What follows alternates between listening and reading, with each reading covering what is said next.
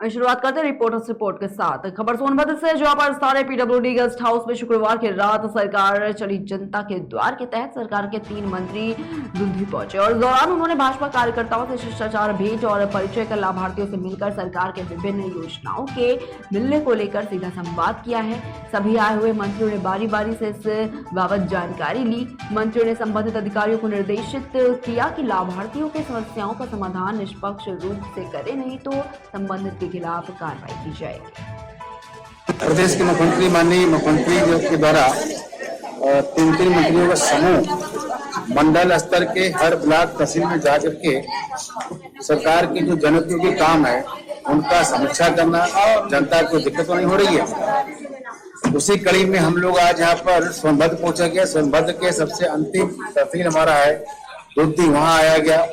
यहाँ जो लाभार्थी उनका हालचाल लिया, सरकार की सुविधाओं में कोई दिक्कत तो नहीं हो रही है, यहाँ के विकास का काम क्या है, यहाँ के जो डैम है उसका समीक्षा करना था और लोगों से मिल करके हमें जो सरकार के प्रति फीडबैक जो काम कर रहे हैं वो कहाँ तक पहुँच रहा है ये था। इन मंत्रिमंडल में श्रीमान राकेश सचान जी जो एमएसएमई के मंत्री हैं, मैं रविंद्र जायसवाल निबंधन राष्ट्रीय विभाग का और माननीय अनूप जी ये राजस्व के मंत्री हैं।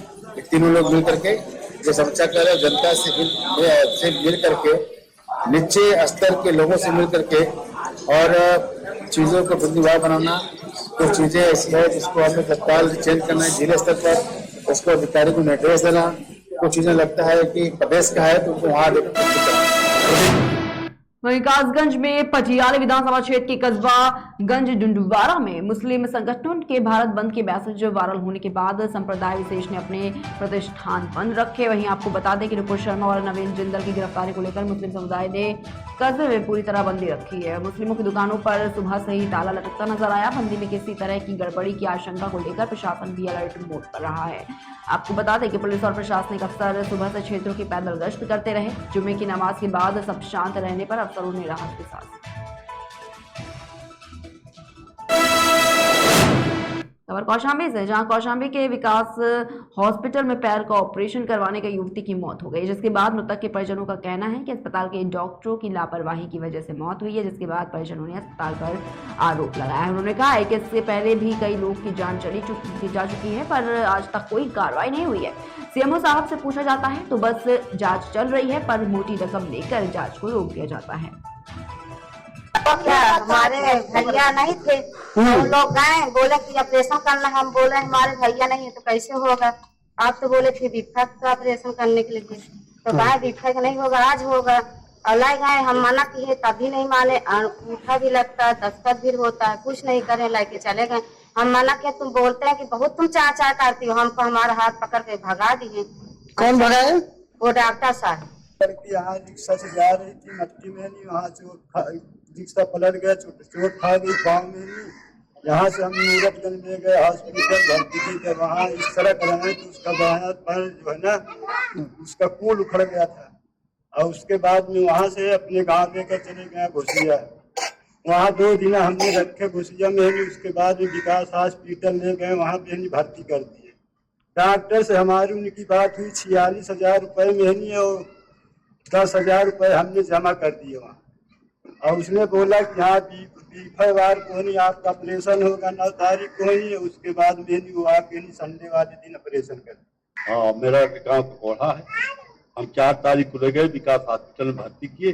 भर्ती करने के बाद डॉक्टर ने इसका दोनों पैर का एक्सरा किया, बायां पैर उखड़ा बताया और दायां पैर में जान की हड्डी टूटी बताई। इन्होंने कहा कि आप पैसा जमा करिए, हम इसका ऑपरेशन 9 तारीख को करेंगे। और हम पैसा की व्यवस्था करने लगे। इतने में हम चले आए, पैसा की व्यवस्था करने लगे। ये 5 को बिना पूछे, बिना गार्जियन से बताए अपनी मर्जी से ऑपरेशन कर दिए। हमको 6 तारीख को पता चला। वही खबर अम्बेडकर नगर से, जहां पर टांडा में बीते दिनों हुई घटना के मास्टरमाइंड और उनके अन्य साथियों को गिरफ्तार कर जेल भेज दिया गया है। थाना अलीगंज क्षेत्र के तलवापार में शुक्रवार की नमाज के बाद कुछ व्यक्तियों के उपद्रव के संबंध में पुलिस ने कार्रवाई करते हुए नामजद 26 अभियुक्तों को संगीन धाराओं में गिरफ्तार कर लिया है। अन्य अभियुक्तों की गिरफ्तारी के लिए लगातार सार्थक प्रयास किए जा रहे हैं। फिलहाल शांति व्यवस्था की स्थिति सामान्य है।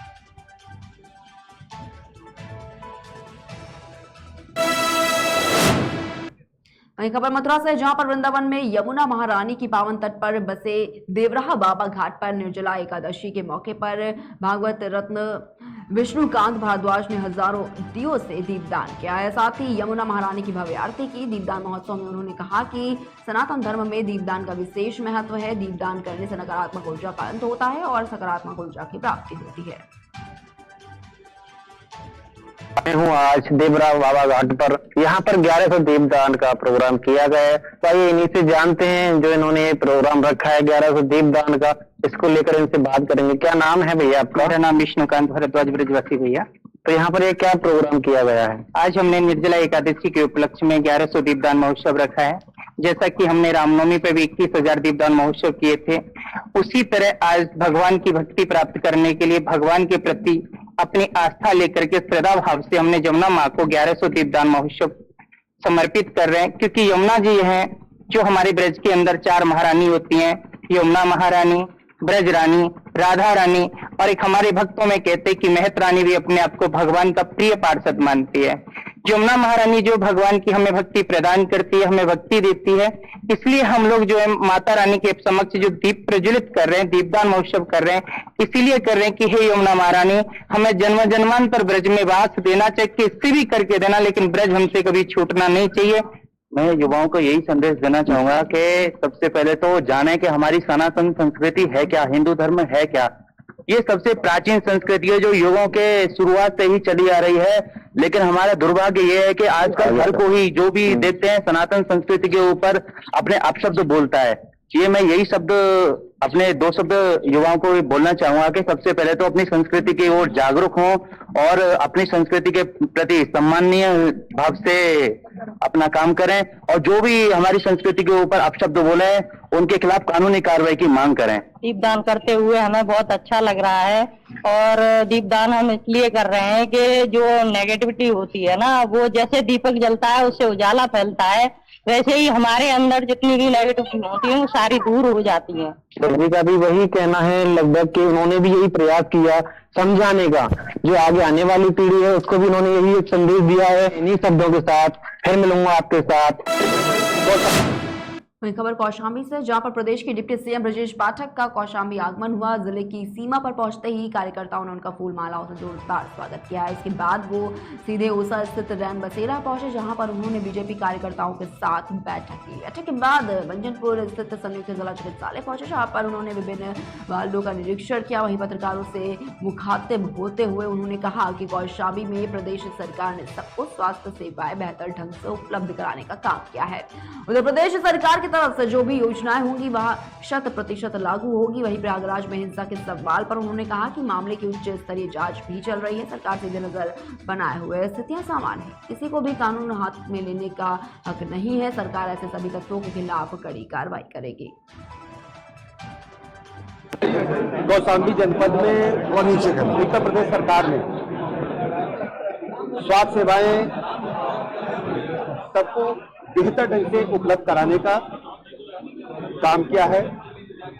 आज हम किसी भी अस्पताल का निरीक्षण करेंगे और उत्तर प्रदेश सरकार की तरफ से जो भी योजनाएं हैं कौशाम्बी जनपद में 100% लागू होंगी।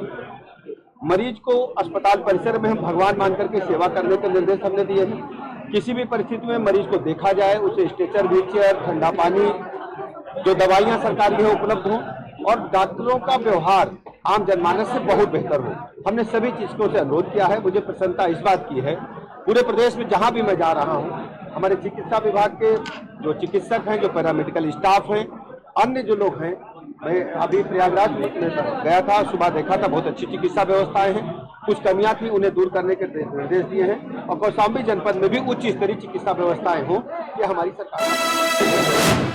इस बीच बड़ी खबर सामने आ रही है, जहां पर पंजाब के पूर्व सीएम प्रकाश सिंह बादल सीएम प्रकाश सिंह बादल को फोर्टिस अस्पताल में भर्ती कराया गया है। सीने में दर्द की शिकायत पर अस्पताल में उनको भर्ती कराया गया। तो बड़ी खबर शुरुआत की हम आपको बता रहे हैं, जहां पर पंजाब के पूर्व सीएम प्रकाश सिंह बादल की तबियत जो है वो अचानक बिगड़ गई और उन्हें तत्काल अस्पताल में इलाज के लिए भर्ती भी करा दिया गया है। सीने में दर्द की शिकायत बताई जा रही है, हालांकि अस्पताल में उनका जो इलाज है वो जारी है।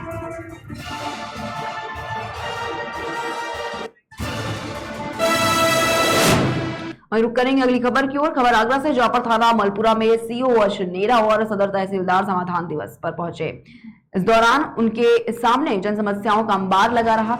आपको बता दें कि सीओ ने ग्रामीणों से बात कर जन समस्याओं को जल्द से जल्द निस्तारण के निर्देश दिए। दरअसल अधीनस्थों के दिए क्राइम के बढ़ते ग्राफ को देखते हुए सीओ ने थाना मलपुरा में शनिवार को समाधान दिवस का आयोजन किया, जिसमें क्षेत्राधिकारी और सदर तहसीलदार ने लोगों की समस्याएं सुनी और उनका निस्तारण भी किया। आज थाना दिवस में मेरे तहसीलदार सदर श्री अमनीश कुमार ऐसे मंत्रों की मौजूदगी में थाना दिवस का आयोजन किया गया, जिसमें आज कुल 8 शिकायतें दर्ज की गई, जिनका 2 का मौके में निस्तारण कर दिया गया। 2 प्रकरण में राजस्व तथा पुलिस की संयुक्त टीम बनाकर निस्तारण हेतु रवाना किया गया है। शेष प्रार्थना पत्रों पर आगामी 1 सप्ताह में। खबर छत्तीसगढ़ से, जहां पर केंद्र सरकार की अनेक महत्वाकांक्षी योजनाएं चलाई जा रही हैं, जिससे देश के सभी गरीब मजदूर किसान को लाभान्वित किया जा रहा है। लेकिन छत्तीसगढ़ की सरकार छत्तीसगढ़ वासियों के साथ ही छल कपट कर रही है। केंद्र सरकार की योजनाओं को अपनी योजना बताकर लोगों को गुमराह किया जा रहा है। छत्तीसगढ़ की सरकार की कोई भी ऐसी योजना नहीं है जिससे लोगों को किसी प्रकार का कोई लाभ मिला हो। केंद्र की सरकार हर तरह के लोगों को योजना से लाभ दे रही है। और इसी मौके पर पूर्व मंत्री अजय चंद्राकर ने कांग्रेस पार्टी और मुख्यमंत्री भूपेश बघेल पर तंज भी कसा है। भारतीय जनता पार्टी के कार्यकर्ताओं में प्रधानमंत्री जी के कार्यकाल को उत्साह है और ये उत्साह दिखाई भी देता है। आज यहाँ पर मौसम बदल रहा है और भारतीय जनता पार्टी के केंद्र की सरकार के 8 साल पूरे होने पर आज ये सम्मेलन यहाँ आयोजित किया गया था। सेवा, सुशासन और गरीब कल्याण के मूल मंत्र के साथ हमारी सरकार ने, हमारे प्रधानमंत्री जी ने संकल्प से सिद्धि तक की यात्रा तय करी है। 8 साल बेहद शानदार रहा है, बेमिसाल रहा है, गरीबों के लिए समर्पित रहा है और सेवा की भावना के साथ प्रधानमंत्री जी ने पहली बार भारत के इतिहास में किसी प्रधानमंत्री जी ने अपने को प्रधान सेवक घोषित किया है।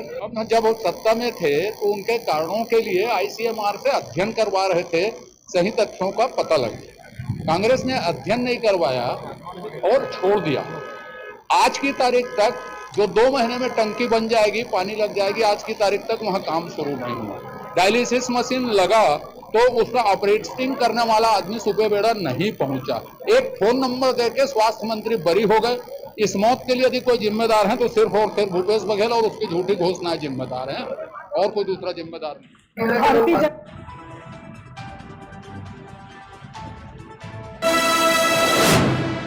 वहीं खबर छत्तीसगढ़ से, जहां गरियाबंद में सोशल मीडिया की भूमिका अब समाज का मुख्य अंग बन चुकी है।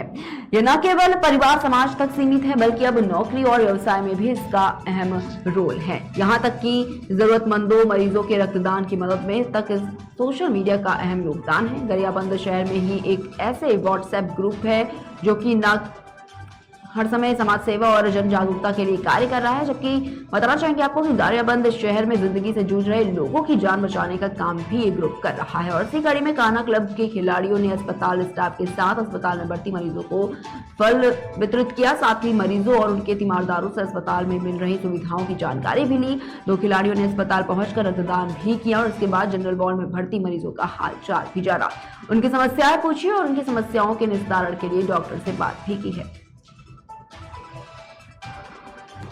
कान्हा क्लब के सदस्यों ने भी ये तय किया कि आज सरकारी अस्पताल में जाकर मरीजों का हालचाल पूछा जाए और उनको फल वितरण किया जाए। इस उद्देश्य को लेकर सभी खिलाड़ी जो है फल लेकर यहाँ पर मरीजों को फल का वितरण किया और उनका हालचाल पूछा। डॉक्टरों से भी चर्चा करके प्रत्येक मरीज से उनको क्या तकलीफ है, उनको तत्काल चिकित्सा सुविधा उपलब्ध कराए, इसके लिए डॉक्टरों से भी कहा गया। कान्हा क्लब के सदस्यों को पता चला कि सरकारी अस्पताल में किसी मरीज को ब्लड की आवश्यकता है। उसी को लेकर कान्हा क्लब के सभी सदस्य और हमारे कोच सर के साथ हम लोग यहाँ पर आए थे और मरीजों को ब्लड डोनेट किया और साथ ही साथ वहीं खबर सीहोर से है, जहां पर अवैध खनन कर जनप्रतिनिधि और सीहोर जिला खनिज अधिकारी के संरक्षण में पावर मैक कंपनी नर्मदा नदी का अस्तित्व में जा रही है। मामला बुधनी विधानसभा क्षेत्र के नर्मदा नदी में रेत घाटों का है, जहां पर सरकारी नियम के खिलाफ नर्मदा नदी में रेत खुदाई का ठेका लेने वाली पावर मैक कंपनी सरकार के सारे नियम कानून कायदे ताक पर रखकर पोकलैंड और जेसीबी मशीनों से हजारों डंपर रेत निकालकर स्टॉक कर रही है, जो खनिज अधिनियम और एनजीटी के प्रावधानों के खिलाफ है। मैं रेत खदान मजदूर हूँ और हमें आज साल 2 साल से कोई कंपनी द्वारा कोई काम दिया ही नहीं जाता। सब बेरोजगार फिर रहे हैं भूखे प्यासे, और कहाँ से देगा साहब हमारे कागज मागज लेकर जमा कर दी गए और बोला गया कि वो सब मजदूर चला रहे हैं हम कंपनी द्वारा। कितने खदान है? 2 खदान है जहाजना बाबरी। 2 खदान है और दोनों में ग्रामीणों को मजदूरी नहीं मिल रही? एक बच्चे को नहीं मिल रही साहब। ये बताइए कि यहाँ नर्मदा की खदान, वो रेत की खदान है या नहीं? तो आप लोगों को मजदूरी मिलती है? नहीं मिल रही। तो यहाँ तो खदानें तो बहुत खुदी हुई है, कहाँ से रेत खोदी जा रही है? मशीन चल रही है। कितनी मशीनें चल रही है? अभी मशीन को पता नहीं कितनी चल रही है, 4-5 मशीन चल रही है और बस। तो यहाँ कितने मजदूर होंगे बेरोजगार? बेरोजगार 150-200। मतलब 200 लोग आपके यहाँ बेरोजगार है ना? और जबकि शासन का नियम है कि जहाँ जहाँ भी घाट है वहाँ के ग्रामीणों को रेत कंपनी मजदूरी देगी। यहाँ कुछ भी नहीं मिल रहा है। यहाँ नर्मदा में गांव के लोगों को मजदूरी मिल रही कि नहीं? मिल रही दादा, हमारा नाम भी आया ही नहीं। पहले तो होशंगाबाद जिला में 800 रुपया दिया था बोनस का, जगह बाद में नाम काट के दिए, पता ही नहीं है कहाँ गया, खोलना खा गया और आयल भी जमा करवा ली थी हमारी साथ।